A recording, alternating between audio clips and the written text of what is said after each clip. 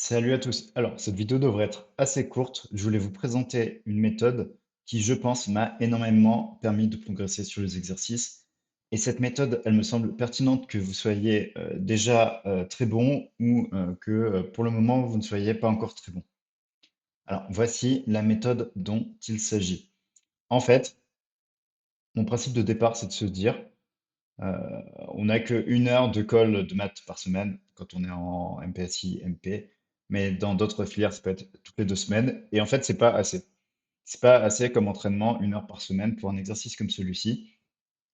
Et donc, moi, ce que je faisais avec tes camarades, c'est que entre midi et deux, les jours où on n'avait pas colle, eh bien, on se faisait des colles entre nous.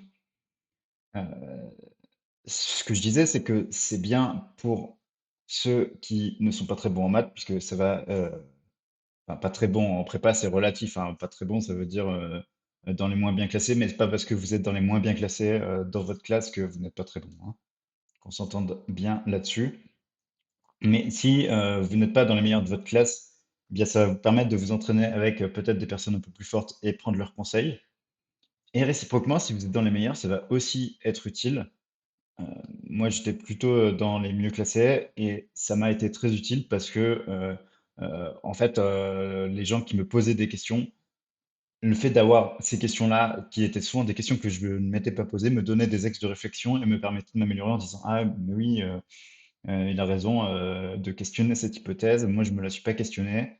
Et en fait, c'est compliqué de montrer qu'elle est justifiée. Et le fait de réfléchir à un contre-exemple me permet de m'améliorer et de voir des choses auxquelles je ne réfléchirais pas moi-même. Donc, très concrètement, ce qu'on faisait, c'est que ben, souvent le midi, on a 2 heures de dispo. Soit on a une colle, et dans ce cas-là, ben, on a 1 heure pour manger et 1 heure pour bosser la colle. Soit on n'a pas de colle, eh bien, on fait pareil en fait. On fait 1 heure pour manger et l'heure qui reste, donc de 13 à 14, on se fait une colle entre nous. Donc, bah, moi, je faisais ça assez simplement avec mon groupe de colle. Euh, il y en a un qui faisait le prof et deux qui faisaient les élèves. On arrivait à trouver une salle pour faire ça. On se faisait une colle entre nous.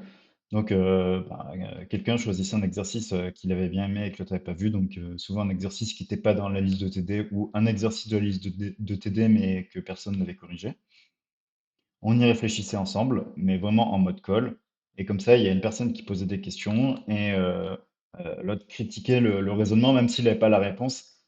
Ça permettait, en général, de vraiment chacun avoir un échange. Et le formalisme de la colle bah, permettait de se dire, OK, on fait ça chaque jour pendant 1 heure. Ça impose de se trouver des exercices. Et en fait, euh, moi, je sais que personnellement, le faire sur un format discussion, en fait, souvent les discussions, elles vont dériver sur d'autres trucs, qui seront des discussions sûrement très intéressantes, mais qui sortiront souvent des maths et qui sortiront souvent du cadre qu'on se fixe, c'est-à-dire s'améliorer sur tel ou tel chapitre. Donc le format call, ça imposait que voilà, on se faisait l'effort d'aller chercher un exo, de le donner et de travailler ensemble dessus.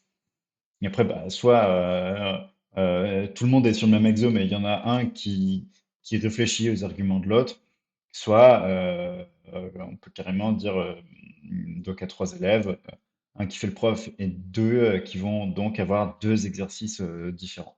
Voilà, plusieurs manières de le faire. Ça, c'est à vous de trouver le bon rythme, mais moi, ce que je trouve intéressant là-dedans, c'était de se dire, on continue de s'entraîner à l'oral, on continue de faire des exercices de maths et le faire à plusieurs, ça permet de se donner des axes d'analyse auxquels on ne pense pas forcément soi-même ou auxquels on aurait mis des heures à penser soi-même. Et le fait que quelqu'un d'autre ait l'idée permet de mieux l'enregistrer et de l'enregistrer plus rapidement que si on avait dû la trouver soi-même. Voilà. Bon, bah, cette vidéo va quand même faire un petit peu plus de 4 minutes. J'arrive au bout. Je voulais aussi vous remercier d'être de plus en plus nombreux à suivre la chaîne, à regarder les vidéos. Et je vous encourage, si vous ne me suivez pas encore, de vous abonner et de liker cette vidéo et de la partager à tous vos amis.